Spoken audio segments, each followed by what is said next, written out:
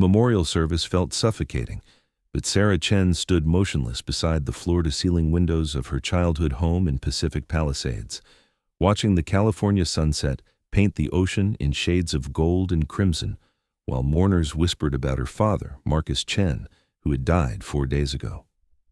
A man everyone knew as a humble accountant at a mid-sized firm in downtown Los Angeles, but whose locked study on the 3rd floor contained financial documents revealing $127 billion in diversified assets spanning technology, pharmaceuticals, real estate, and venture capital across 63 countries. Her husband of 8 years, James Parker, hadn't touched her hand once during the entire service, but Sarah noticed how his eyes kept finding her best friend since college, Rachel Morrison, their glances lingering with an intimacy that made Sarah's stomach turn even as grief clouded her thinking. The estate attorney, Mr. Harold Whitmore, had insisted Sarah remain after the reception for critical matters regarding your father's financial affairs. But James had already announced during the drive home that he wanted a separation, that he'd been unhappy for years, completely oblivious that the modest craftsman house where they'd hosted countless dinner parties sat on property deeds that would make Sarah the majority shareholder in companies whose products James used daily, whose stocks James traded weekly, and whose combined market value exceeded the GDP of most nations. When Rachel touched James's shoulder during the memorial, actually squeezed it with familiarity that suggested months of secret comfort, whispering something that made him smile, his first smile in days. Neither of them noticed Mr. Whitmore's hand trembling as he gripped the leather briefcase containing documents that would rewrite everything they thought they knew about power, wealth, and Sarah Chen. What would James's confident smile look like when he discovered the pharmaceutical company where he worked as a sales director was wholly owned by the woman he was planning to abandon? What would Rachel feel when she realized the luxury apartment complex where she'd just signed a 2-year lease, celebrating her independence with Instagram posts about new beginnings, was property number 47 in a portfolio Sarah now controlled?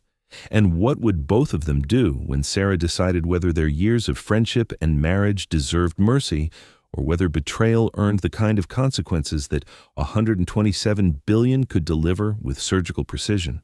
Sarah Chen had always believed her father lived a cautious, unremarkable life, but the truth waiting in Mr. Whitmore's briefcase would detonate that assumption like a controlled demolition, revealing foundations built on strategic genius, calculated risk, and a love so profound he had hidden an empire to protect his daughter from the corruption extreme wealth inflicts on the unprepared.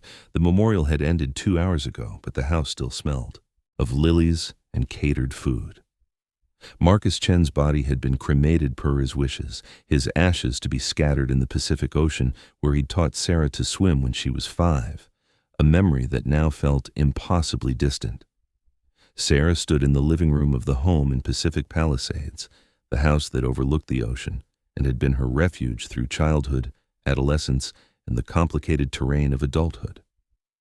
Her father had worked as an accountant at Brennan & Associates for 37 years, but the memorial attendance had been surprisingly sparse for someone who'd spent nearly 4 decades in the LA business community. James stood across the room near the kitchen, his posture rigid, checking his phone with an urgency that felt performative, designed to communicate his discomfort and desire to leave. His sandy blonde hair was perfectly styled even now, his charcoal suit expensive but not flashy, the uniform of someone who understood professional appearances mattered in pharmaceutical sales. They'd been married for 8 years, together for 10, but somewhere in the past 24 months, the foundation had cracked. He worked late constantly, his commissions providing a comfortable lifestyle that Sarah's nonprofit salary, coordinating volunteer programs for literacy initiatives, couldn't match. She'd tried to be understanding, supportive, the kind of wife who didn't complain when anniversaries were forgotten or when he came home smelling of wine and expensive perfume that wasn't hers. Rachel Morrison stood beside James, her hand resting on his forearm in a gesture that screamed intimacy to anyone paying attention. Rachel had been Sarah's roommate at UCLA, class of 2015, where they'd bonded over late-night study sessions and dreams of making meaningful differences in the world. Rachel had gone into marketing while Sarah had followed her father's example of quiet service, choosing nonprofit work over corporate advancement. Rachel wore her success visibly. The Cartier bracelet, the buyed-up Louboutin heels, the designer dress that probably cost more than Sarah's monthly salary. Her dark hair was styled in perfect waves, her makeup flawless, more appropriate for a cocktail party than a memorial service. "Sarah," Mr. Whitmore's voice cut through her spiraling thoughts. The elderly attorney stood in the doorway to her father's study, his silver hair immaculate despite the emotional weight of the day, his navy suit pressed to knife-edge precision. His face carried an expression Sarah couldn't interpret, something between profound sympathy and barely contained anticipation.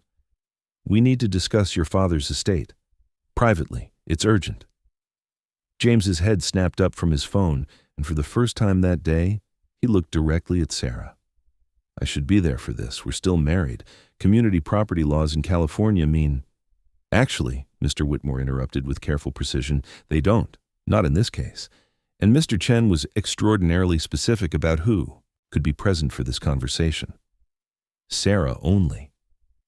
Rachel's expression shifted, curiosity mixed with calculation. "Don't worry, Sarah. We'll wait down here. Take your time." Her tone suggested patient condescension, the voice of someone humoring a grieving friend through tedious administrative necessities. James laughed, a sound that had once been warm but now struck Sarah as sharp and cruel. How long could it take? Marcus was an accountant at a small firm. What did he leave? A 401k? Maybe some life insurance? This house is nice, but it's probably mortgaged to the hilt given how long he lived here. Several remaining mourners, mostly neighbors and a few of Marcus's colleagues from Brennan and Associates, turned at James's volume and casual dismissiveness. An older woman, Mrs. Patricia Hudson from 3 houses down, looked genuinely offended, but James seemed oblivious to the social breach. Rachel touched James's chest, her fingers lingering, and Sarah felt something cold solidify in her stomach. "James, let her handle this. It's probably paperwork about the cremation or estate taxes or something boring." She glanced at Sarah with what was probably meant to be sympathy but looked more like pity. "We'll be right here when you're done.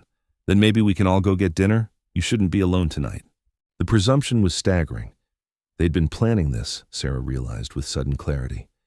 The dinner invitation wasn't kindness, it was the setup for whatever James wanted to announce. Probably the separation he'd mentioned in the car, delivered with Rachel's supportive presence, making it a united front against Sarah's expected emotional reaction. "That's thoughtful," Sarah heard herself say, her voice steady despite the chaos in her mind. "But I might be a while. You two should go ahead." James's relief was palpable, barely concealed behind a mask of concern. "Are you sure? I mean, if you need us—" "I'm sure." They left together, Rachel's hand finding James's, as soon as they thought they'd passed beyond Sarah's sightline. Through the window, Sarah watched them walk to James's BMW, the latest model, sleek and silver and expensive. They didn't look back as they drove away, headed toward some restaurant where they'd probably toast their future and laugh about Sarah's blind trust. Mr. Whitmore waited until the car disappeared down the hill before speaking. "Shall we?"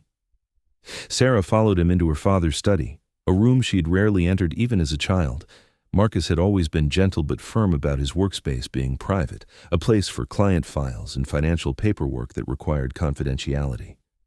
She'd respected that boundary, never questioning why an accountant at a mid-sized firm needed such absolute privacy. The study was exactly as Sarah remembered from the few times she'd glimpsed inside. Floor-to-ceiling bookshelves filled with financial texts and classic literature, a massive oak desk positioned to face the ocean, filing cabinets that looked decades old, and a leather chair worn smooth by years of use. But Mr. Whitmore walked past all of it to a section of bookshelf Sarah had always assumed was fixed. The attorney pressed something Sarah couldn't see, and an entire section swung inward silently, revealing a climate-controlled room that absolutely should not exist in this house. "Your father," Mr. Whitmore said softly, his voice carrying decades of discretion and loyalty, "was not who you thought he was." The hidden room was compact but sophisticated, its contents making Sarah's perception of reality tilt violently sideways. 6 monitors lined one wall, all dark now, but clearly used recently based on the ergonomic setup. Filing cabinets with biometric locks occupied another wall. A safe, serious, and large enough to walk into, dominated one corner. But what captured Sarah's attention was the wall of framed photographs, Marcus Chen standing with tech CEOs, pharmaceutical executives, venture capital legends, presidents, prime ministers, and business leaders whose faces appeared regularly in Forbes and the Wall Street Journal. Her father, always dressed impeccably in these images, but never in the modest off-the-rack suit Sarah associated with his daily life, looked powerful, confident, and completely unrecognizable. "Please sit," Mr. Whitmore said gently, gesturing to one of two leather chairs positioned before the desk in this hidden room. "This will take considerable time to explain." Sarah sat, but her legs felt disconnected from her body, her mind refusing to process what she was seeing. "I don't understand. Who are these people? Why is my father photographed with the CEO of Genesis Pharmaceuticals? That's one of the largest drug companies in the world. James works there. He talks about the CEO like he's a distant god." "Your father," Mr. Whitmore said, opening his briefcase and withdrawing a tablet, "was Marcus Chen publicly. But professionally, in circles that control global commerce, he was known as MC Capital. The name detonated in Sarah's consciousness like a flashbang grenade. MC Capital was legendary in investment circles, a venture capital fund and holding company that had backed successful startups before they were publicly known, acquired pharmaceutical patents that became blockbuster drugs, invested in real estate developments that reshaped entire cities. MC Capital was reclusive, powerful, and notoriously selective about investments, operating with an ethical framework that was unusual in the cutthroat world of high finance." "That's impossible," Sarah whispered. "MC Capital is worth, I've read articles, estimates say over $100 billion in assets under management." $127 billion as of your father's death, Mr. Whitmore corrected quietly, his fingers moving across the tablet screen. To be precise, $127.3 billion across venture capital, pharmaceutical holdings, real estate investments, technology sector positions, and strategic acquisitions in renewable energy, biotechnology, and artificial intelligence development. The tablet screen displayed a corporate structure so complex it resembled neural pathways, but at the center, in clear letters, Marcus Anthony Chen, founder and sole owner, MC Capital Holdings. Sarah couldn't breathe.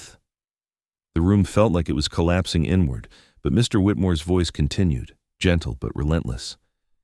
"Your father founded MC Capital 43 years ago with an inheritance from his parents, your grandparents, whom you never met because they died before you were born.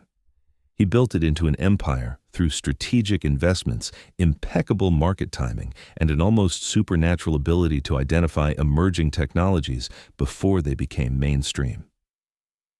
He backed the precursor to social media platforms, invested in electric vehicle companies before they were profitable, acquired pharmaceutical patents for treatments that became industry standards. But he worked at Brennan and Associates," Sarah said, her voice cracking. "I visited him at that office. His colleagues knew him. He had a cubicle with family photos and a coffee mug that said, 'World's okayest accountant.'" "The job was real," Mr. Whitmore acknowledged, "but it was also cover. Marcus needed a plausible explanation for a modest lifestyle while managing a global empire. The accounting work was legitimate, though Brennan and Associates received anonymous consulting fees totaling $89 million over the past 35 years, all from your father through various shell corporations. He genuinely enjoyed the work, found it meditative, and it provided the perfect disguise." "How?" Sarah's voice was barely audible. "How did he manage all this while working full-time and raising me after Mom died?" Sarah's mother, Linda, had died of an aneurysm when Sarah was 9 years old, a loss that had defined Sarah's childhood and adolescence. Marcus had raised her alone, attending every school event, helping with homework, cooking meals, being present in ways that seemed impossible for someone allegedly managing a $127 billion empire.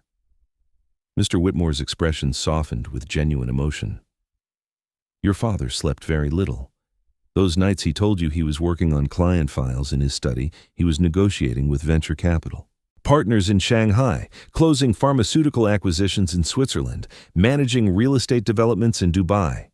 He hired the best people, paid them extraordinarily well, and demanded absolute discretion. Only 9 people in the world knew Marcus Chen and MC Capital were the same person. 5 of them are now deceased. I'm one of the 4 remaining.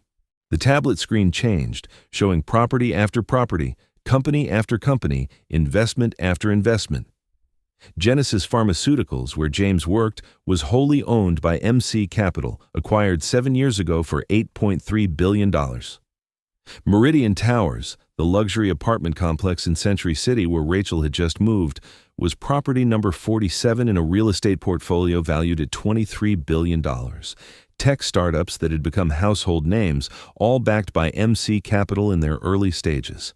Renewable energy projects across 3 continents. Medical research facilities developing treatments for diseases that had no current cure. The numbers were staggering, but they felt abstract, unreal, like watching a documentary about someone else's life. The total current valuation, Mr. Whitmore said quietly, is $127.3 billion, and as of your father's death 3 days ago, you are the sole beneficiary and heir. The room spun. Sarah gripped the armrests of her chair, forcing herself to breathe. $127 billion. You're telling me I inherited $127 billion? Yes. Your father's will is ironclad. The entire empire transfers to you, along with controlling interest in MC Capital Holdings. The management team he built over 4 decades will continue operations, but all major strategic decisions require your approval. You are now, quite literally, one of the wealthiest individuals on earth. Sarah stood abruptly, needing movement, needing to think. She walked to the wall of photographs, studying her father's face in each one. He looked different in these images, not older or younger, but more present, more engaged, carrying a weight and authority she'd never seen because he'd hidden it so carefully when he was just Dad. Why? Sarah's voice broke. Why keep this secret? Why not tell me? Why live in this house and drive a Toyota and clip coupons and pretend to be someone you weren't? He left you a letter. Mr. Whitmore produced an envelope, cream-colored and heavy, sealed with dark blue wax embossed with the initials MC. He wanted you to read it before we discussed specifics. He knew you'd have questions, and he wanted to answer them in his own words. Sarah took the envelope with trembling hands, but she couldn't open it yet. Does anyone else know? James? Rachel? Anyone at the memorial? No one. Your father was extraordinarily careful about maintaining complete separation between his public and private identities. The memorial arrangements, the death certificate, everything listed him as an accountant who died of heart failure with modest assets. The will reading I've scheduled for tomorrow morning at my office was described to your husband as a formality regarding the house and personal effects. He has no idea what's actually in the estate. The mention of James sent Sarah's thoughts spiraling in a new direction. James mentioned wanting a separation. In the car on the way home from the crematorium, he said he's been unhappy for years and thinks we Wildites want different things. Mr. Whitmore's expression darkened subtly. I'm aware. Your father was aware as well. Sarah turned sharply. What do you mean? The attorney sighed, the sound heavy with reluctance. Your father hired a private investigator 14 months ago after noticing concerning patterns in your marriage, changes in your husband's behavior, inconsistencies in his explanations about work travel. The investigator's report is in the safe. I'm sorry, Sarah. Your father wanted to tell you himself, but the heart attack came without warning. Sarah's hands clenched into fists.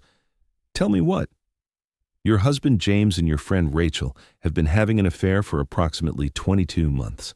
The investigation documented their relationship extensively. Hotel meetings, weekend trips disguised as work conferences and girls' weekends, financial records showing James paying for Rachel's apartment lease and various luxury purchases. They've been planning to marry once James divorces you. The words should have shattered Sarah, but instead they settled over her like confirmation of something she'd known but refused to acknowledge. The late nights, the emotional distance, the way James flinched when she tried to hold his hand, the way Rachel's invitations to spend time together had become suspiciously frequent whenever James was supposedly traveling for work, the way they looked at each other when they thought no one was watching. There's more, Mr. Whitmore continued, his voice careful. James has already consulted a divorce attorney, Lawrence Brennan, actually, the son of your father's former employer. The consultation happened 6 weeks ago. James was advised that in California, community property claims on inheritances are weak if the inheritance is kept separate from marital assets. He's planning to file for divorce this week, timing it deliberately to occur after the memorial, but before any inheritance is formally processed. He believes he's entitled to half of this. House's value, maybe $800,000 and half of any small life insurance policy your father might have had. He has no idea about MC Capital. Sarah laughed, but the sound was bitter, far into her own ears. He thinks I inherited a house and maybe $50,000 in life insurance. Exactly. And he's proceeding with the divorce because he believes Rachel offers him a better future. She works in marketing at a tech firm, makes good money, and moves in social circles that could benefit his career. You work at a nonprofit, make $52,000 annually, and represent a life he's decided he's outgrown. The clinical nature of their betrayal was somehow worse than passion or overwhelming love. They weren't leaving Sarah for each other as much as they were trading up, calculating that their combined ambitions aligned better than their commitments to Sarah had ever been. Rachel lives at Meridian Towers, doesn't she? Sarah heard herself ask, her voice distant. The new luxury complex in Century City? Mr. Whitmore consulted his tablet. Unit 1847. Yes. Why? My father owns that building. He does. Acquired it 3 years ago through a subsidiary for $1.2 billion. It's valued at $1.8 billion currently. And Genesis Pharmaceuticals, where James works, wholly owned by MC Capital. Your father acquired it 7 years ago. James's salary, his commission structure, his career trajectory, all of it exists because of decisions your father made years before James ever interviewed there. Sarah turned from the photographs to face Mr. Whitmore directly. They have no idea. None whatsoever. And how you choose to handle that information is entirely your decision. The attorney stood, straightening his suit jacket. I need to return to my office to prepare documents for tomorrow's formal reading. The management team will be there, 9 senior executives who've worked with your father for decades. They're eager to meet you. Your father spoke of you constantly, and they're committed to honoring his legacy through supporting you as you transition into ownership. He paused at the door. Read his letter tonight, Sarah. Your father wanted you to understand why he made the choices he did. He loved you more than any amount of money or business success. Everything he built was for you, and everything he sacrificed was to ensure you became the person he believed you could be. After Mr. Whitmore left, Sarah stood alone in her father's secret office, holding the sealed letter, unable to open it yet. Through the hidden door, she could hear silence from the house. Everyone finally gone. James and Rachel were probably at dinner now, maybe Spago or Mastro's, somewhere expensive where they could toast their future, and plan the separation conversation they'd deliver to Sarah with rehearsed sympathy. Sarah looked at the envelope in her hands, then at the wall of photographs showing her father's double life. He'd sacrificed recognition, comfort, the luxury his wealth could have provided, all to give her something more valuable. Authenticity, humility, character built on principles rather than privilege. But those principles had been exploited by people who saw her kindness as weakness, her dedication to nonprofit work as lack of ambition, her trust as an opportunity for betrayal. She broke the wax seal and began to read. My dearest Sarah, if you're reading this, I'm gone, and you're probably feeling betrayed by everything you've just learned. I understand that anger, that confusion, and I accept full responsibility for keeping such fundamental truths from you. But I hope you'll let me explain. When your mother died, I had a choice to make. I was 41 years old, suddenly a widower with a 9-year-old daughter and a fortune I'd built through venture capital and strategic investments, money I'd inherited from my parents and multiplied through relentless work, calculated risks, and an ability to see emerging markets before they fully materialized. I could have raised you in that world of extreme wealth, given you everything money could buy. Private schools, luxury travel, social connections that would open any door. But I'd seen what extreme privilege did to children. I'd watched heirs become hollow, their empathy eroded by insulation from consequences, their relationships transactional, their sense of self-worth tied to assets rather than character. Your mother and I had discussed this before she died. We both wanted better for you, but we also wanted you safe. Extreme wealth attracts extreme danger. Kidnapping, extortion, people who view a child as leverage rather than a person. So I created two lives. Marcus Chen, modest accountant and devoted single father who raised you on home-cooked meals, public schools, and second-hand books, and MC Capital, venture capital investor who built an empire in the shadows while you slept. The exhaustion nearly killed me multiple times. Managing global investments while maintaining perfect cover as a suburban single dad required constant vigilance, precise scheduling, and more caffeine than was probably healthy. But every time I wanted to quit, every time the dual existence felt unsustainable, I'd watch you interact with other children, sharing without expectation of return, standing up for kids who were bullied, valuing people for who they were rather than what they had, choosing nonprofit work after college because you genuinely wanted to help people access literacy and education, not because it paid well or impressed anyone. And I knew the sacrifice was worth it. You grew into exactly the person your mother and I had hoped, kind, principled, hardworking, genuinely good in a world that often rewards the opposite. You chose a career helping others despite pressure from your peers to pursue higher-paying options. That pride I felt watching you graduate UCLA, start your nonprofit work, marry James, that was worth more than any amount of money could buy. But here's where I must be honest about something painful. Something I discovered too late to address properly before my heart gave out. The time you read this, you probably already know. James and Rachel have been betraying you. Mr. Whitmore has the investigator's report. I'm sorry, my dear daughter. I'm sorry I couldn't protect you from this particular pain. And I'm sorry my investigation confirmed what a father never wants to believe about his daughter's chosen partner. James never loved you the way you deserved. I think on some level you knew that. He loved your steadiness, your decency, the way you made him feel morally superior to his more ruthless colleagues at Genesis.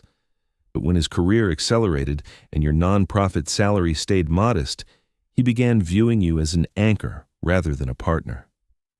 Rachel offered him something you couldn't: social climbing, networking opportunities, the ruthless ambition he'd always valued but felt guilty admiring in himself. Together, they represent everything I raised you not to become: transactional, calculating, willing to betray trust for perceived advantage.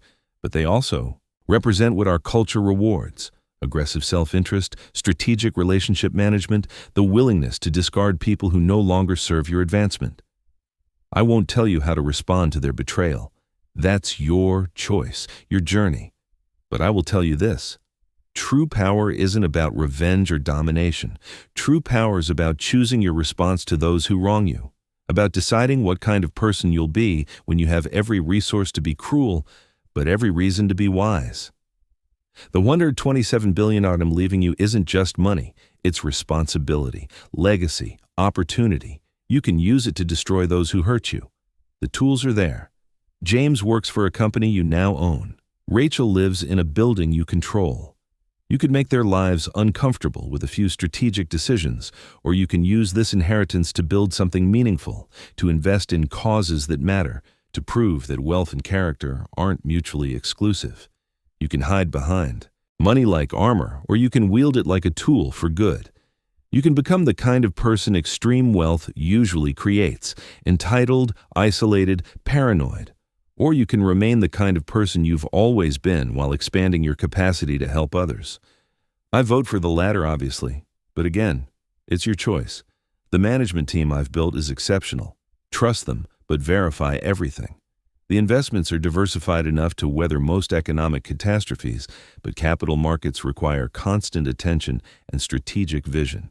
Mr. Whitmore will guide you through legal complexities, and he has my complete trust, which I give to very few people.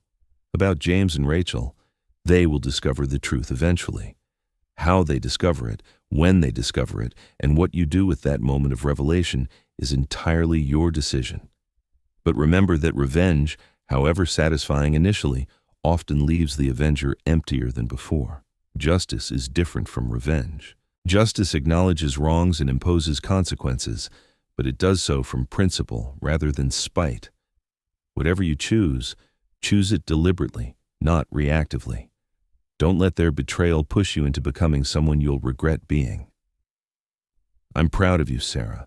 I'm proud of the woman you became despite, or perhaps because of, the limitations I imposed. I'm proud of your kindness in a cruel world, your integrity in a culture that mocks it, your genuine care for others when transactional relationships are the norm.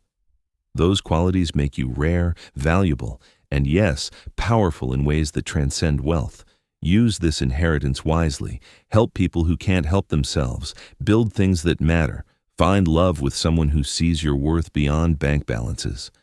And when you think of me, don't think of the secrets I kept, but of the love that motivated every choice I made.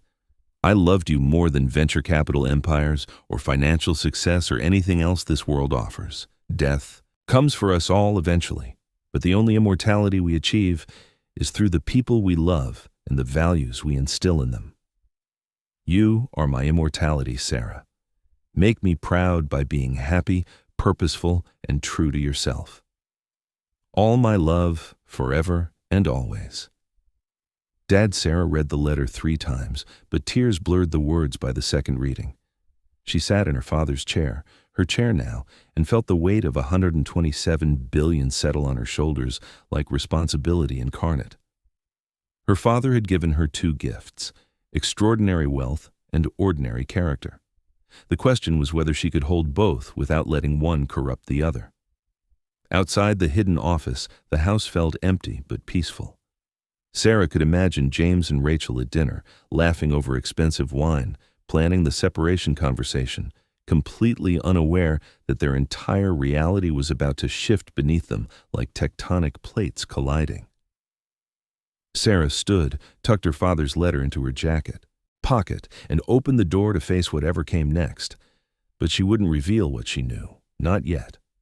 First, she'd let them make their move, secure in their assumptions that Sarah Chen was exactly what they'd decided, a nice woman who'd inherited a modest house and maybe some debt, easy to discard, easy to replace, fundamentally powerless. They would learn differently. But the lesson would be delivered on Sarah's terms, at Sarah's timing, and in a manner that honored her father's values, even as it imposed consequences for betrayal. Sarah Chen, daughter of a secret empire builder, stood at the threshold between 2 identities, the woman she'd been and the woman she would become. And the choice she made in this moment would define everything that followed. Tomorrow, Mr. Whitmore would return with the management team. Tomorrow, Sarah would officially become one of the wealthiest people on earth. But tonight, she was still just a daughter mourning her father and a wife facing the end of her marriage. And somehow that felt important, to sit with the pain, to feel it fully before power and money transformed everything into something else entirely. Mr. Whitmore arrived at precisely 8:30 a.m. with 9 other people, and the transformation in the attorney's demeanor was striking. Yesterday, he'd been respectfully professional. Today, he radiated an authority that suggested he was accustomed to managing billions and the people who owned them. "Sarah," he said warmly, entering the house with confidence born from decades of trusted service. "May I introduce you to your father's executive team?"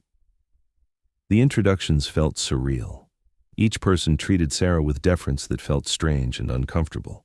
Dr. Elizabeth Morrison, Chief Investment Officer, who'd worked with Marcus for 28 years and managed the fund that decided which companies to back, which technologies to invest in, which pharmaceutical patents to acquire. David Huang, Chief Financial Officer, who'd been Marcus's roommate at Stanford Business School before joining MC Capital at its inception in 1982.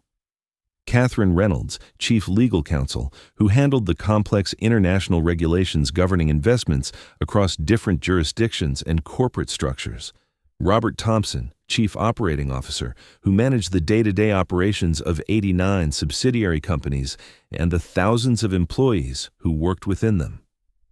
Jennifer Park, Chief Technology Officer, who'd built the proprietary software systems that tracked everything from venture capital investments to pharmaceutical patent portfolios to real estate asset performance.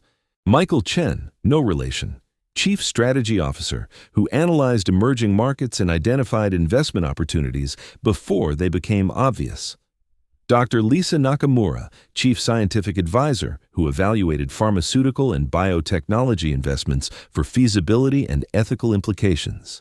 Thomas Bradford, Chief Real Estate Officer, who managed the property portfolio valued at $23 billion. And finally, Amanda Foster, Chief of Staff, who coordinated everything and everyone, ensuring Marcus's vision translated into operational reality. They gathered in the living room, but the space felt inadequate for such a significant meeting. Sarah offered coffee, which everyone accepted politely, and then Mr. Whitmore began the formal will reading. The language was dense and legal, but the substance was clear. Marcus Anthony Chen left his entire estate, including 100% ownership of MC Capital Holdings and all subsidiary companies, to his daughter, Sarah Elizabeth Chen, to be managed as she saw fit with the guidance and support of the existing executive team. Your father left very specific instructions, Mr. Whitmore explained, after finishing the formal document. He wanted you to have complete control, but he also wanted you to have time to learn the business before making major decisions. The executive team has authority to continue current operations for 12 months, during which time you'll receive intensive education about venture capital, pharmaceutical investments, real estate management, and the specific assets in the portfolio. 12 months, Sarah repeated, trying to wrap her mind around learning an entire industry, multiple industries, in a year. Dr. Elizabeth Morrison leaned forward, her expression kind but direct. Your father talked about you constantly, Sarah. He was so proud of your literacy work, your dedication to helping underserved communities access education. He believed those values, helping people access opportunities, creating pathways for those who've been excluded, should inform how we manage this company going forward. She paused. He also believed you had more natural strategic instinct than you realized, but that you'd chosen a different path because it aligned with your principles. He respected that deeply. Sarah felt emotion rising in her throat, but she forced it down. I appreciate that, but I'm not sure I'm qualified to run a $127 billion company. I've never taken a business class beyond freshman economics. I don't know anything about venture capital or pharmaceutical patents or international investments. Your father didn't either, at first, David Huang interrupted gently. He inherited $3 million from your grandparents and turned it into this through 43 years of calculated risks, constant learning, and surrounding himself with people smarter than him in specific areas. He wasn't a genius in the traditional sense. He was persistent, strategic, ethical, and willing to admit what he didn't know. Those qualities matter more than an MBA, Catherine Reynolds added with a slight smile. Also, you're not running the company day to day. We are. You're the owner and ultimate decision maker, which means you set vision, values, and strategic direction. But you're not processing investment applications or negotiating pharmaceutical licensing agreements or managing property leases. Your role is bigger picture, ensuring we stay aligned with the ethical framework your father established. The concept helped, but Sarah still felt overwhelmed. What happens immediately? What do I need to do today, this week? Mr. Whitmore produced a tablet and began outlining steps: meetings with financial advisors, transfers of accounts and assets, legal filings to officially transfer ownership, security arrangements, because apparently billionaires needed security, media strategy, because apparently her wealth would eventually become public knowledge, and tax planning, because apparently $127 billion came with extremely complex tax implications. The list was exhausting just hearing it, but Sarah nodded, trying to absorb information that felt like drinking from a fire hose. Then, Robert Thompson said something that made Sarah's attention snap back. We'll also need to address the situation with your husband James and your friend Rachel Morrison. The room went quiet, but everyone was looking at Sarah with expressions that suggested they all knew. Of course they knew. Her father had known, had hired investigators, had documented everything. These people were trusted advisors who would have been briefed on personal situations that might affect the business transition. I'm handling that personally, Sarah said quietly, her voice carrying a firmness that surprised her. Robert nodded, but continued carefully. I ask because Genesis Pharmaceuticals is a significant asset, one of our largest pharmaceutical holdings, and Meridian Towers represents a major real estate investment. Both James Parker and Rachel Morrison have connections to those properties. If you're planning to make changes that might affect operations or tenants, we need to coordinate to ensure we're not creating legal exposure or operational disruptions. Sarah appreciated the professionalism, but also recognized the implicit question, are you going to use your power to destroy them? And if so, how can we minimize business risk while you do? I'm not making any decisions based on personal relationships, Sarah said, which was technically true. If changes happen, they'll be for legitimate business reasons. That was less true, but it bought her time to think. The meeting continued for 4 hours, covering everything from immediate financial transfers to long-term strategic planning to the schedule for Sarah's intensive business education. By the time the executive team left, Sarah's head was spinning with information, but one thing was crystal clear. Her life had changed irrevocably, and there was no going back to the comfortable ignorance of yesterday. That afternoon, James called. Hey, can we talk? I'm coming by the house around 7:00 tonight. His tone was carefully casual, but Sarah heard the tension underneath. This was it. The separation conversation, timed to occur after the memorial was decently passed before any inheritance had been formally processed, when he still believed there was nothing substantial to divide anyway. Sure, Sarah said, keeping her voice neutral. I'll be here. She spent the intervening hours reading through more of her father's records, but also reflecting on her marriage. When had it actually died? Was there a specific moment, or had it been a slow deterioration they'd both ignored until ignoring it became impossible? James had never been effusive with affection, but Sarah had interpreted that as independence rather than indifference. He'd been ambitious, focused on climbing the corporate ladder at Genesis Pharmaceuticals. Sarah had supported that, had taken on more household responsibilities to free his time for work. She'd thought they were a team with complementary roles, but apparently he'd thought they were mismatched people stuck together by inertia and early poor judgment. James arrived at exactly 7:00 p.m., but he wasn't alone. Rachel was with him, and seeing them together on the doorstep of her, technically her father's, technically now her, house felt like a violation. They stood in the entryway, James holding a folder that Sarah knew contained divorce papers before he even spoke. Sarah, we need to talk about our marriage, James began, his voice taking on the patient, slightly condescending tone he used when explaining pharmaceutical sales strategies to people he considered less business savvy. I think we both know things haven't been working for a while. Rachel stood slightly behind him, her hand on his back in that possessive gesture Sarah had noticed at the memorial.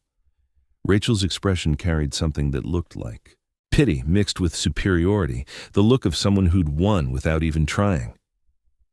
Sarah said nothing, just waited, curious to see how they'd frame this.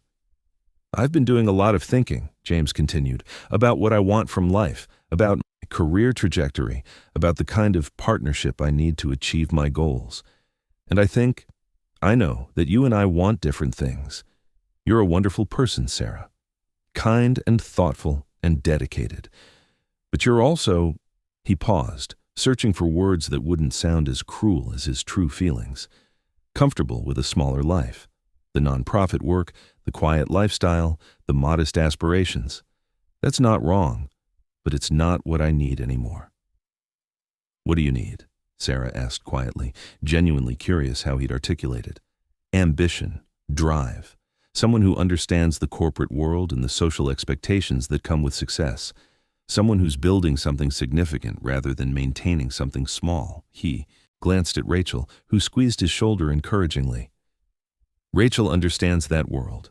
We've become close over the past year, and I've realized that what we have, what Rachel and I have, is the partnership I need to reach my full potential. How long? Sarah asked, though she knew the answer from the investigator's report. James had the grace to look uncomfortable. Does it matter? The point is that staying married would be unfair to both of us. You deserve someone who appreciates your choices, and I deserve someone who shares my ambitions. Rachel finally spoke, her tone carrying false sympathy that made Sarah's hands clench. Sarah, this is hard for everyone, but James and I, We didn't plan this. It just happened.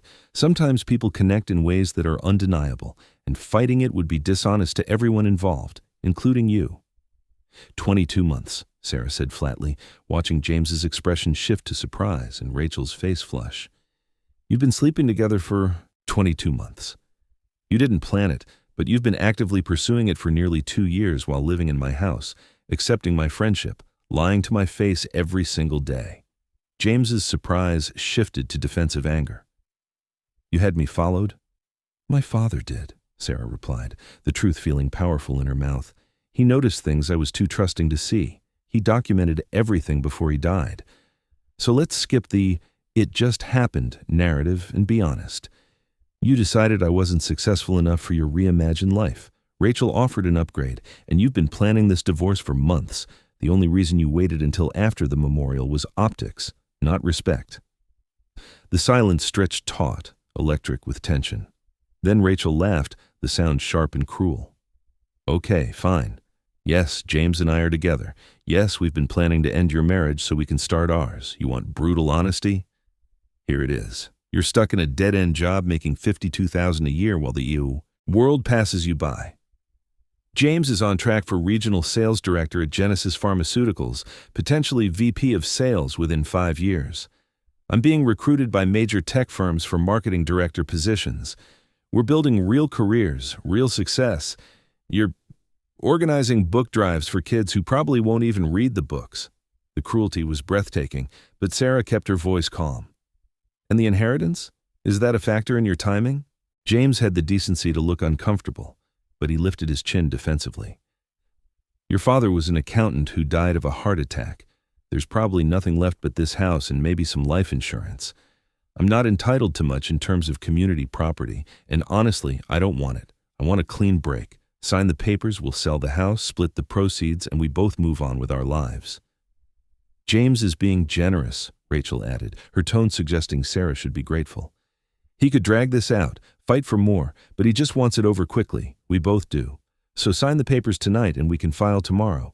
Quick, clean, minimal drama. Sarah looked at the divorce papers James was holding, then at the 2 people who'd betrayed her with such casual cruelty. Her father's letter echoed in her mind. True power is about choosing your response to those who wrong you. No, Sarah said simply. James blinked. What? No, I'm not signing tonight. You want a divorce? Fine. File your papers, start the legal process. But I'm not making it quick or convenient for you. You've been lying to me for 22 months. You can wait a few weeks for your freedom. Rachel's expression darkened. Don't be petty, Sarah. This is happening whether you cooperate or not. Why make it harder on everyone? Because you've been betraying me for nearly 2 years while pretending to be my friend, Sarah replied evenly. Because James has been planning this divorce while I supported his career and managed our household. Because neither of you deserve the satisfaction of a same-day signature that lets you pretend this was mutual or amicable. File your papers, James, but do it properly, through attorneys, through the system. I'm not giving you easy. James's face twisted with frustration. Fine. You want to be difficult? My attorney will file tomorrow. Hope you enjoy what little you inherited, because when this is over, you'll be alone in an empty house with nothing but your books and your dead father's memory. They left together, Rachel linking her arm through James's with theatrical intimacy. But before they reached the door, Rachel turned back with a smirk. For what it's worth, Sarah, you should probably start looking for a cheaper place to live. This house is worth maybe $1.2 million in this market. After splitting proceeds and paying off your dad's funeral expenses, you'll clear maybe $500,000. Might be time to grow up and face reality. Sarah closed the door on Rachel's laughter and James's smug expression, but she didn't feel angry or hurt. She felt clear, purposeful, ready. Tomorrow, James would file for divorce. Tomorrow, Rachel would go to work believing she'd won. Tomorrow, they'd both continue living their lives in a building Sarah owned, working for a company Sarah controlled, secure in their assumptions about Sarah's powerlessness. But tomorrow was also when Sarah would officially take control of MC Capital Holdings, when accounts would transfer and ownership would formalize, when the modest accountant's daughter would become one of the wealthiest people on earth. and what happened after that depended entirely on what kind of person Sarah chose to be. The 12 months following James's divorce filing were the most transformative of Sarah's life, but they reshaped her in ways that transcended wealth. The divorce proceeded through legal channels, with James's attorney filing paperwork that claimed irreconcilable differences and requested equitable distribution of marital assets. Because Sarah had inherited nothing during their marriage, the inheritance came after Marcus's death, but before the divorce was finalized, James's claims were limited to the house and whatever modest savings Sarah had accumulated during their 8 years together. His attorney estimated Sarah's total net worth at approximately $1.3 million, mostly in home equity, and requested half. Sarah's attorney, provided by Mr. Whitmore and specializing in ultra-high net worth divorces, filed responsive paperwork that neither confirmed nor denied those figures. The strategy was simple. Let James and Rachel continue believing Sarah was inheriting modest assets while the divorce proceeded normally, then reveal the truth at the most strategically advantageous moment. Meanwhile, Sarah began her intensive education in venture capital, pharmaceutical investments, and real estate management. The executive team designed a curriculum that was part MBA, part apprenticeship, and part strategic thinking workshop. Dr. Elizabeth Morrison taught her investment fundamentals with a focus on ethical considerations. Your father never invested in tobacco, weapons manufacturing, or companies with poor labor practices, regardless of potential returns, Elizabeth explained during one of their weekly sessions. He believed wealth came with responsibility, and that responsibility included not profiting from human suffering. It cost him opportunities, billions in potential returns, but it let him sleep at night. David Huang walked her through financial statements that would have intimidated Sarah 12 months ago, but now made sense. MC Capital generates approximately $8.2 billion in annual net income after expenses, taxes, and reserves, he explained, pointing to spreadsheets showing revenue streams from dozens of sources. That money either gets reinvested in new opportunities or distributed to you as the owner. Your father took minimal distributions, maybe $15 million annually, because he preferred compounding the wealth for your eventual inheritance. Catherine Reynolds introduced Sarah to the complex legal frameworks governing investments across different jurisdictions, but also the ethical considerations that should inform those decisions. We operate in 63 countries, each with different regulatory environments, but we maintain consistent ethical standards regardless of local laws. Your father refused to use offshore tax havens or legal loopholes that were technically permissible but morally questionable. Robert Thompson showed Sarah the operational side, how subsidiary companies were managed, how thousands of employees across the portfolio were supported, how problems were identified and solved. Your father knew the CEOs of every major subsidiary personally. He visited companies quarterly, walked the facilities, talked to employees. The people who work for MC Capital-backed companies aren't abstractions to us. They're real people whose lives are affected by our investment decisions. Through it all, Sarah continued her literacy work at the nonprofit, refusing to quit despite the executive team's mild surprise. "This is who I am," Sarah explained to Mr. Whitmore when he questioned whether she had time for both roles. "My father worked as an accountant while running this company. If he could balance both, so can I. The nonprofit work keeps me grounded, reminds me why wealth matters, because most people don't have it and struggle daily with problems money could solve." The divorce proceedings moved slowly through the California court system, with James growing increasingly frustrated at Sarah's refusal to simply settle. He'd moved in with Rachel officially, living in her luxury apartment at Meridian Towers, and his social media showed a life of success: expensive dinners, weekend trips to Napa Valley, corporate events where Boston's pharmaceutical sales elite gathered. Sarah watched from a distance, learning about the world James and Rachel inhabited. A world of aggressive networking, performative success, relationships built on utility rather than genuine connection.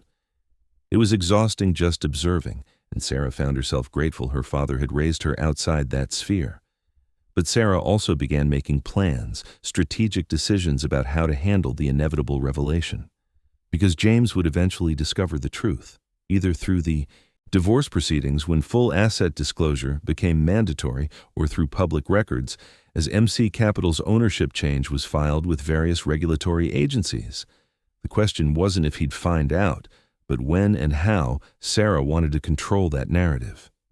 "I want to review Genesis Pharmaceuticals' employment policies," Sarah told Robert Thompson during one of their monthly strategy sessions about 8 months into her education. "Not because I'm planning to fire anyone, but because I want to understand how the company operates, what our culture is, whether we're living up to the ethical standards my father established." Robert's expression suggested he knew exactly what Sarah was thinking, but he simply nodded. "I'll arrange a comprehensive briefing with Genesis's CEO, Dr. Richard Morgan. He doesn't know you're the owner yet. He reports to me as MC Capital's COO, and he assumes Marcus's death means business as usual. It might be time to introduce you as the new owner." "Not yet," Sarah said. "I want to understand the company first, see how it actually functions before anyone knows who I am. Can you arrange a site visit? As a potential investor or consultant or something that gives me access without revealing my identity?" The visit happened 2 weeks later. Sarah toured Genesis Pharmaceuticals' headquarters in Irvine, California, posing as a consultant evaluating the company for potential expansion into new markets. Dr. Morgan himself conducted the tour, explaining the company's drug development pipeline, manufacturing processes, and sales strategies. "Our sales team is exceptional," Dr. Morgan said with obvious pride, walking Sarah through the sales floor where dozens of pharmaceutical representatives worked. "Regional directors like James Parker," he gestured toward a corner office where James was visible through glass walls, talking animatedly on the phone. "They drive revenue growth through relationship building with doctors, hospitals, and pharmacy networks. James is actually on track for VP of Sales, brilliant strategist, excellent relationship manager."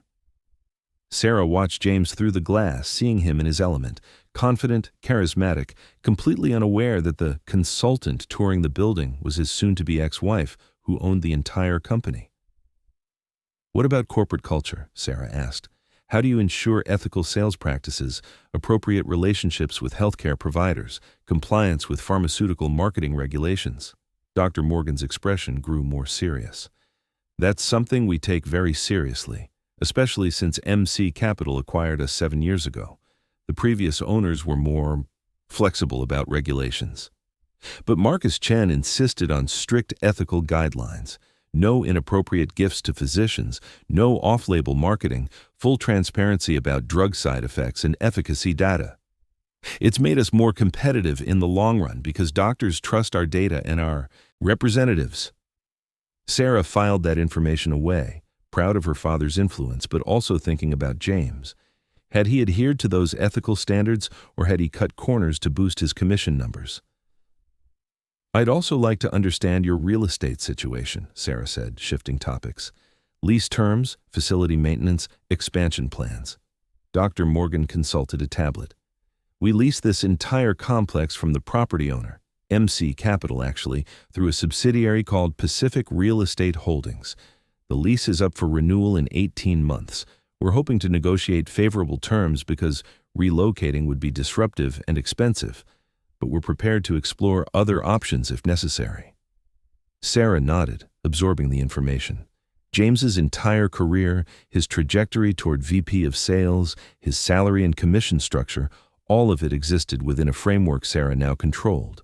Not directly, not overtly, but through ownership of the company and the building, where it operated. The divorce trial was scheduled for early the following month, 14 months after Marcus Chen's death.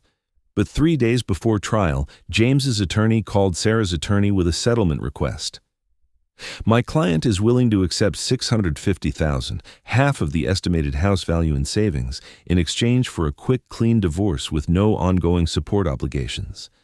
But he wants one additional term, a mutual non-disclosure agreement preventing either party from discussing the other's personal life, the affair, or the circumstances of the divorce publicly."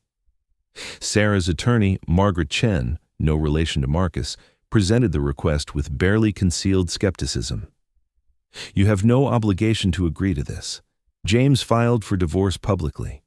His relationship with Rachel Morrison is a matter of public record through court filings. You have every right to discuss your own life experiences. And frankly, given what's about to be disclosed about your actual net worth, James should be the one worried about publicity, not you. Sarah thought about her father's letter, about choosing responses deliberately rather than reactively, about the kind of person she wanted to be with extraordinary wealth. Tell James's attorney I'll agree to the NDA on one condition. It's mutual and comprehensive. Neither of us discusses the other publicly, period. I don't want him doing interviews about the billionaire I divorced or whatever, and he doesn't want me discussing his affair. Both of us move forward privately, or neither of us has protection. James's attorney agreed within the hour, suggesting James was more concerned about protecting his corporate reputation than exposing Sarah's inheritance. But Sarah had one more condition. I want to be present when James discovers the truth about my inheritance. Not during the trial. I want him to learn before the trial, in a setting where his reaction isn't public record, but where he understands the magnitude of what he's walked away from. Margaret looked surprised. That's unusual. Most clients want distance from that moment. Why subject yourself to his reaction? Because I want him to understand that his judgment of my worth was spectacularly wrong, Sarah said quietly. I want him to know that everything he has, his career, his salary, his ambitions, exists within an empire I control, not because I want revenge, but because I want him to live with that knowledge, to understand that his betrayal had consequences that go beyond losing a wife. He lost access to something he can't even fully comprehend. The meeting was arranged for 2 days before the scheduled trial. James was told Sarah wanted to discuss settlement terms in person, a final attempt at amicable resolution before court proceedings made everything adversarial and expensive. They met in Mr. Whitmore's conference room, the space deliberately chosen to be neutral but also intimidating in its understated luxury. The walls were lined with legal texts and photographs of Mr. Whitmore with various luminaries, politicians, business leaders, celebrities. James sat across from Sarah, with Rachel beside him, despite Margaret's objection that Rachel wasn't a party to the divorce. I insisted Rachel be here, James said defensively. She's going to be my wife. Whatever settlement we reach affects her future, too. Mr. Whitmore entered the room with the full executive team. Dr. Elizabeth Morrison, David Huang, Catherine Reynolds, Robert Thompson, Jennifer Park, Michael Chen, Dr. Lisa Nakamura, Thomas Bradford, and Amanda Foster. They arranged themselves along one side of the conference table, a unified presence that clearly confused and intimidated James. What is this? James demanded, looking from Sarah to the assembled executives. Who are these people? This was supposed to be a settlement discussion. It is, Sarah said calmly. But there are some disclosures that need to be made before we finalize any agreement.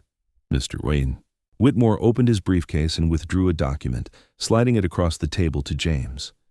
This is a complete accounting of assets Sarah Chen inherited from her father, Marcus Chen, upon his death 14 months ago.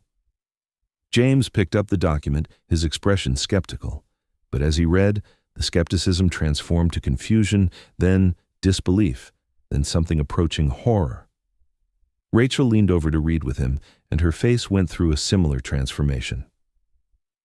This is a joke, James said finally, his voice shaking. This document claims Sarah inherited $127 billion. That's insane. Marcus was an accountant at a small firm. Where would he get $127 billion? My father built a venture capital and investment empire over 43 years, Sarah said quietly. He was known professionally as MC Capital. He chose to live modestly to give me a normal childhood, but he was extraordinarily successful in ways neither you nor Rachel bothered to investigate before deciding I wasn't worth your respect or loyalty. Rachel's face had gone pale. MC Capital. Wait, MC Capital owns my apartment building, Meridian Towers. I just signed a 2-year lease.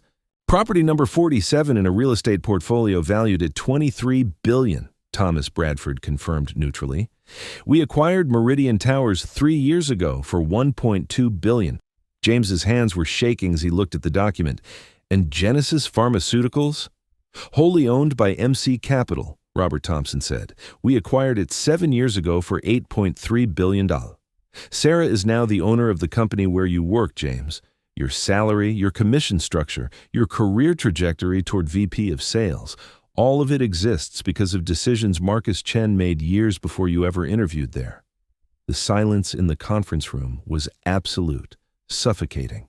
James looked like he might be sick, his face ashen, his breath coming in short gasps. Rachel looked between James and Sarah, her expression cycling through shock, horror, and something that might have been calculation. "You lied to us," Rachel finally said, her voice high and accusing. "You let us file for divorce thinking you had nothing. You manipulated us." "I never lied," Sarah replied calmly. "You assumed I'd inherited nothing without asking. You filed for divorce because you decided I wasn't successful enough for your ambitions. The size of my inheritance doesn't change the reasons you wanted to end our marriage, James. It just reveals that your judgment about my worth, about what defines worth, was catastrophically wrong." James stood abruptly, the chair scraping against the floor. We need to withdraw the divorce filing. Sarah, we can work this out. The affair was a mistake. Rachel and I, it wasn't serious. I still care about you. We can go to counseling, rebuild trust. Please." The desperation in his voice was almost pitying, but Sarah felt nothing except a distant sort of sadness for the man she'd married, the man she'd thought she knew. "No," Sarah said simply. "You want a divorce? You're getting one. The settlement offer stands. $650,000, half of the marital assets we actually built together during our marriage. Take it or reject it, but the trial proceeds regardless." $650,000, Rachel's voice cracked with hysteria. She inherited $127 billion, and you're offering him $650,000. That's nothing. That's insulting. Margaret Chen leaned forward, her voice cold. "Mrs. Morrison, you're not a party to this divorce. Your presence here is inappropriate, and your opinions about settlement terms are irrelevant. California law is clear. Inheritances remain separate property unless commingled with marital assets. James Parker has no legal claim to any portion of Sarah's inheritance, regardless of its size." "But he's her husband," Rachel protested. "He's her soon-to-be ex-husband," Margaret corrected. "He filed for divorce. He chose to end the marriage. He doesn't get to reverse that decision now that he's learned the marriage had more value than he realized." Mr. Whitmore stood, signaling the meeting was ending. "Mr. Parker, you have until tomorrow at 5 p.m. to accept or reject the settlement offer. If you reject it, we proceed to trial. But understand that if we proceed to trial, you will lose. You'll pay your own legal fees regardless of outcome, and the details of your affair and your reasons for filing for divorce will become public record. I strongly advise you to take the settlement." James and Rachel left the conference room in stunned silence, but through the window, Sarah watched them in the parking lot. Rachel was crying, gesturing angrily. James looked like he'd been hit by a truck, his entire reality shattered. "How do you feel?" Dr. Elizabeth Morrison asked gently once they were gone. Sarah considered the question. "I feel sad. Not for losing James. I lost him a long time ago. I just didn't admit it. But sad that this is what wealth does to people. They didn't love me when they thought I had nothing, and they don't love me now that they know I have everything. They still love, the idea of what I could do for them." "That's a painful truth to learn," Catherine Reynolds said, "but it's also a valuable filter. Now you know who saw you for yourself and who saw you for your utility." James accepted the settlement the next day. The divorce was finalized 3 weeks later, dissolving the marriage and dividing assets exactly as proposed. James received $650,000 from an 8-year marriage to one of the wealthiest people on earth, and per the NDA, neither party could discuss the circumstances publicly. But Sarah's education in power and consequence was just beginning, because now she had to decide what kind of owner she'd be, what kind of person she'd become with $127 billion at her disposal. Sarah stood in the newly opened Marcus Chen Learning Center in South Los Angeles, watching children excitedly explore the technology lab her foundation had funded. The facility provided free tutoring, computer access, and literacy programs to underserved communities, but what made Sarah proudest was her father's name on the dedication plaque. 3 years after inheriting MC Capital Holdings, Sarah had transformed both the company and herself, but the core values her father instilled remained unchanged. She'd continued her nonprofit work part-time, using her position to identify needs and opportunities that wealth could address.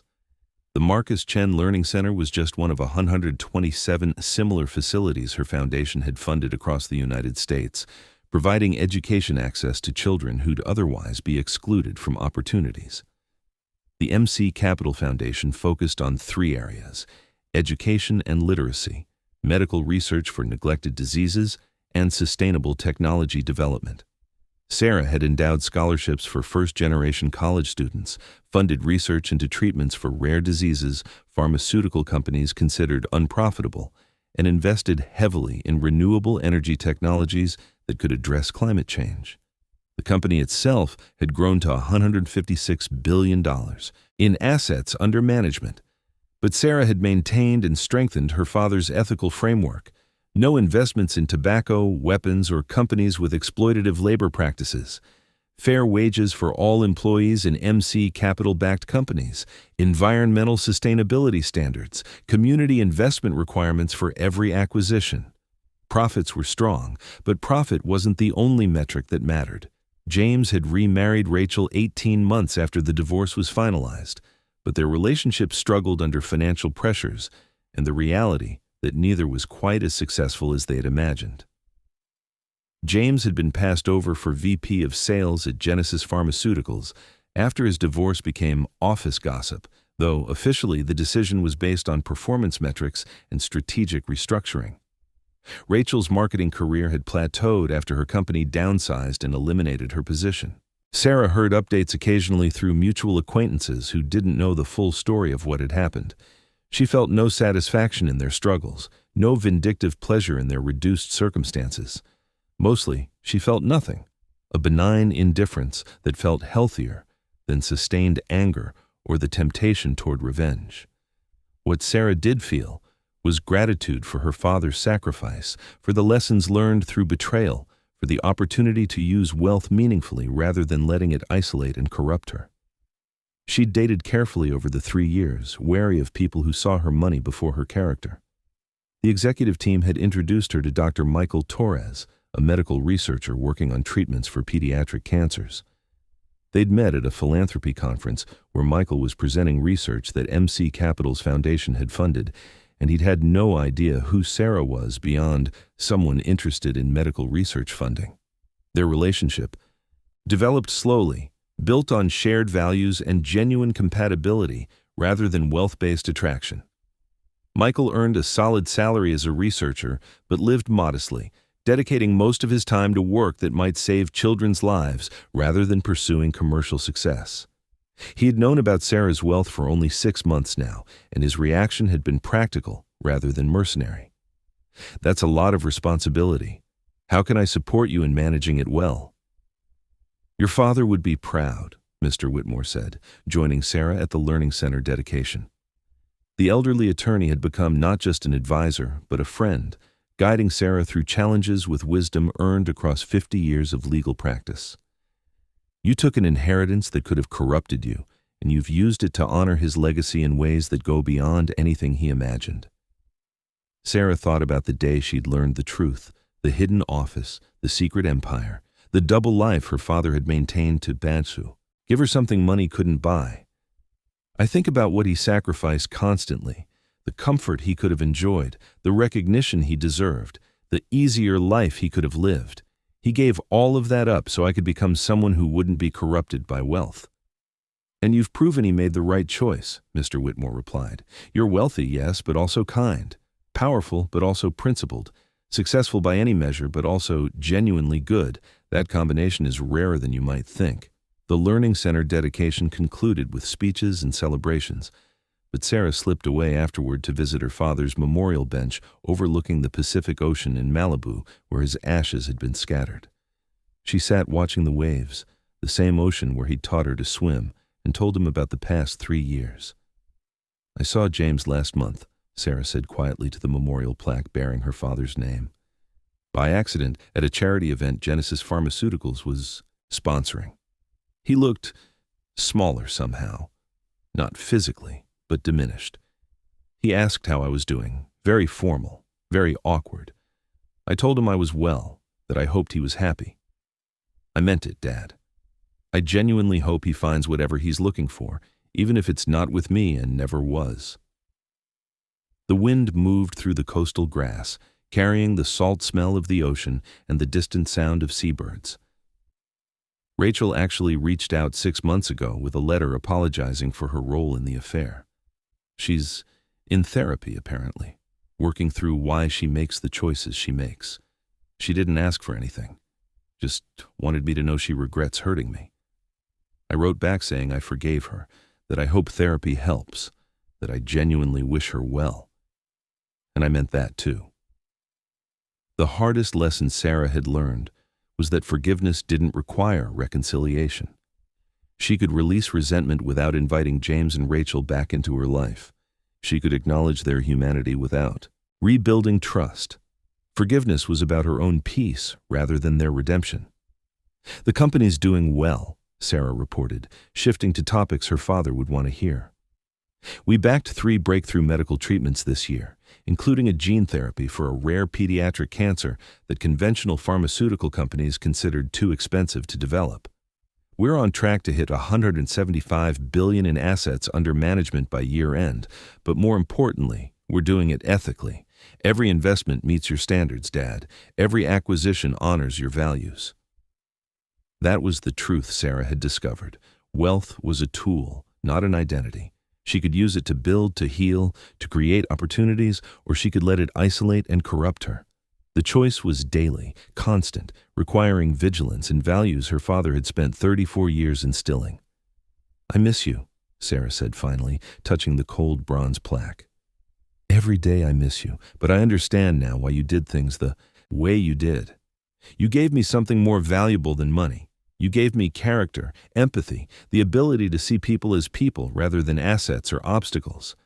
That's the real inheritance, Dad. The $127 billion was just your way of ensuring I'd have resources to match the values you taught me." Sarah stood, straightened her jacket, and walked back to her car. Not anything ostentatious, just a comfortable hybrid sedan, practical and reliable, reflecting who she was rather than what she had. Michael waited in the passenger seat, having given her privacy with her father's memory, and when she slid behind the wheel, he took her hand silently. They drove back toward Los Angeles together, past Meridian Towers where Rachel had lived, past the Genesis Pharmaceuticals campus where James still worked, past properties Sarah owned, but that felt less like possessions and more like responsibilities. The city lights reflected off the ocean as the sun set, beautiful and indifferent to the dramas, unfolding within its boundaries. Sarah thought about the question her father had posed in his letter. What kind of person will you be when you have every resource to be cruel, but every reason to be wise? 3 years later, she had an answer. The same person she'd always been, but with expanded capacity to help others, to build meaningful things, to honor her father's sacrifice by living according to his values. The money hadn't changed her, but it had revealed her. And what it revealed was someone her father would recognize, still kind, still principled, still genuinely caring about people beyond their utility. That person walked into boardrooms where billions of dollars were discussed, but also into learning centers where children discovered the joy of reading. She negotiated pharmaceutical acquisitions, but also volunteered reading to elementary school students. She was a billionaire on paper, but a philanthropist at heart. And somehow those two identities had merged into something her father had always known was possible: wealth without corruption, power without arrogance, success without losing sight of what actually mattered. Sarah Chen, daughter of a secret empire builder, had inherited $127 billion, but she'd also inherited something more valuable: the wisdom to use it well.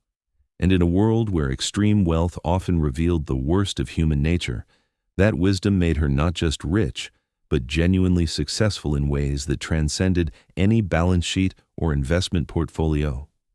Her father's legacy lived on, not in the companies he'd acquired or the billions he'd accumulated, but in the daughter he'd raised to value people over profits, principle over prestige, and kindness over conquest. That was the real inheritance, and it was worth more than $127 billion could ever be.